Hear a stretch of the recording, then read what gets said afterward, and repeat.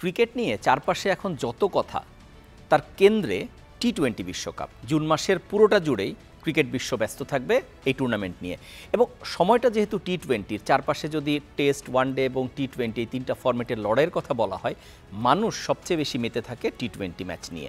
এই যেমন এখন আইপিএল নিয়ে সবাই মেতে আছে, এবং আইপিএলে এবার কি ব্র্যান্ডের ক্রিকেট খেলা হচ্ছে সেটা ভাবলেও শরীর শিউরে ওঠে।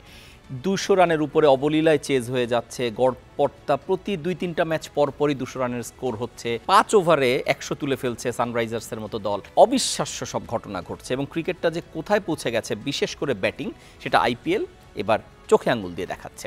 এখন এই আলোচনাটা আমরা করব যে টি-20 ওয়ার্ল্ড কাপে বাংলাদেশ যাবে, এবং বাংলাদেশকে নিয়ে আমরা স্বাভাবিকভাবেই স্বপ্ন দেখি যে বাংলাদেশ ভালো করবে, কিন্তু তার কতটুকু বাস্তবতা আছে। কিছুদিন আগে যদি অধিনায়ক নাজমুল হোসেন শান্তর একটা কথা নিয়ে আলাপ যদি আমরা করি, যে তিনি বলেছেন বেশি প্রত্যাশা না করার জন্য। এখন এই যে প্রত্যাশা আমরা করছি না, আগেও করছি না, এখনও করব না, আসলে প্রত্যাশা করার মতো প্রেক্ষাপট কি আমরা তৈরি করছি, সেসব নিয়ে আলাপ করব।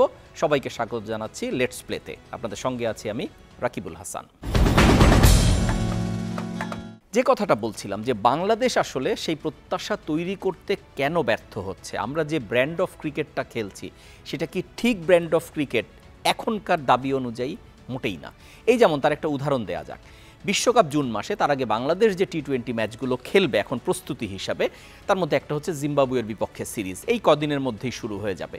মে মাসের শুরুতে 3 তারিখ হচ্ছে প্রথম ম্যাচ, জিম্বাবুয়ে চলে আসবে 28 তারিখে, এবং সেটার জন্য ক্যাম্পও শুরু হয়ে গিয়েছে। বাংলাদেশের কোচিং স্টাফ সবাই এসে গেছেন। বিকাশে কম খরচে ক্যাশ আউটের লিমিট বেড়ে 50,000, প্রিয় এজেন্টও 2টা।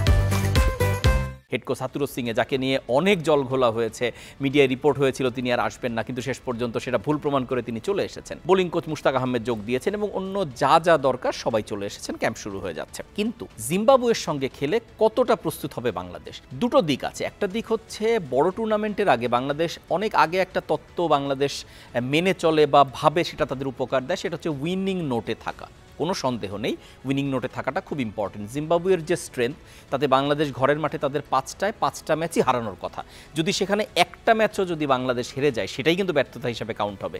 কারণ আপনাদের মনে করিয়ে দিই, জিম্বাবুয়ে কিন্তু এবার টি-20 বিশ্বকাপ খেলছে না। ফলে তাদের বিপক্ষে যে 5টা ম্যাচ, সেটা যে খুব কম্পিটিটিভ হবে সেটা ভাবার কোনো কারণ নেই। আবার যদি কম্পিটিটিভ হয়ে বসে, তাতে কিন্তু বাংলাদেশের আত্মবিশ্বাসী একটা ঘাটতি তৈরি হওয়ার শঙ্কা আছে। এরপর বাংলাদেশ যখন ইউএসএতে চলে যাবে, এবং আপনারা জানেন সবাই যে এবার বিশ্বকাপ ওয়েস্ট ইন্ডিজ এবং ইউএসএ এই দুটো দেশ মিলে হচ্ছে, এবং বাংলাদেশের দুটো ভাইটাল পরীক্ষা হচ্ছে আমেরিকার মাটিতে। তার একটা হচ্ছে শ্রীলঙ্কা, একটা হচ্ছে সাউথ আফ্রিকা, এবং একটা ম্যাচ ডালাসে, একটা ম্যাচ নিউ ইয়র্কে। এবং তার আগে ওই কন্ডিশনের সঙ্গে মানিয়ে নেওয়ার জন্য বাংলাদেশ ইউএসএ দলের সঙ্গে 3টি ম্যাচ খেলবে টি-20, যেটি বিশ্বকাপের প্রস্তুতি হিসাবেই কাউন্ট হবে। এখন ইউএসএ বিশ্বকাপ খেললেও তারা স্বাগতিক দেশ হিসাবেই খেলা, এবং তাদের যে ক্রিকেট স্ট্রেংথ, সেটা তো আমরা কম বেশি সবাই বুঝি যে সেটা খুব স্ট্রং হওয়ার কোনো কারণ নেই। তার মানে কি দাঁড়ালো? বিশ্বকাপের আগে বাংলাদেশ 8টা ম্যাচ খেলছে, তার 5টা জিম্বাবুয়ের সঙ্গে, 3টা ইউএসএর সঙ্গে। এরপরই বাংলাদেশের সেই পরীক্ষা, এবং যে পরীক্ষাটায় বাংলাদেশের যে গ্রুপে নেপাল এবং নেদারল্যান্ডস, সেটা আলাদা হিসাব, সেখানে যে পরের হিসাব। তার আগেই বাংলাদেশ যখন প্রথম দুটো ম্যাচ খেলবে, সেখানে শ্রীলঙ্কা এবং সাউথ আফ্রিকা, সেটা অবশ্যই বাংলাদেশকে অনেক বড় পরীক্ষার মুখোমুখি হতে হবে। কিন্তু সেই পরীক্ষার আগে বাংলাদেশ যে প্রস্তুতি ম্যাচগুলো খেলবে, সেটা কতটা বাংলাদেশকে প্রস্তুত করবে, সেই প্রশ্ন আসলে তোলাই যায়।